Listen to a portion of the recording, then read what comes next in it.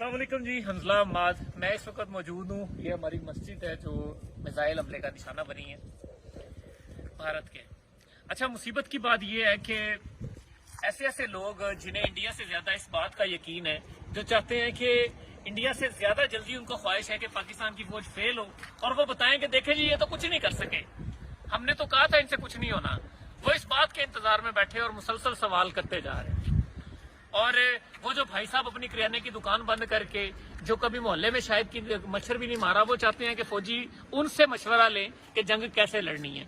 इसी तरह हमारा हर बंदा चाहता है कि ये जो जंग है जिसमें इस वक्त पाकिस्तान तनहा लड़ रहा है, इंडिया के साथ एलानिया इसराइल की हिमायत है, और हमारे लोग कहते हैं नहीं जी हमें बताएं जंग कैसे लड़नी, हम आपको बताएंगे, हम आपको ऐसे क्यों नहीं हो रहा, वैसे क्यों नहीं हो रहा।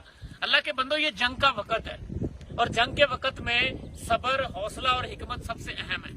आप कहते हैं कि नहीं, सबसे पहले मुझे बताओ बदला कब होगा, सबसे पहले मुझे समझाओ कि कैसे होगा, क्यों नहीं होगा, अगर नहीं हो रहा तो हम ताने मारेंगे। क्यों? क्योंकि एक लीडर हमारा कैद है और चूंकि वो कैद है तो सारा मुल्क ही बंद है। और उनसे अल्ट्रा प्रो मैक्स सियाने वो हैं जो समझते हैं कि ये सारी ड्रामेबाजी हो रही है। राफेल तैयारी भी गिर गए हैं, वो सिर्फ ड्रामेबाजी हो रही है कि जी ये तो ड्रामेबाजी हो रही है, सारा प्री प्लान हो रहा है, स्क्रिप्ट के मुताबिक हो रहा है। इनसे बड़ा मैं क्या कहूं कि इनसे बड़े स्टूपिड कौन लोग हो सकते हैं। तो ये मेरे भाई ऐसा कोई चक्कर नहीं है, हकीकतन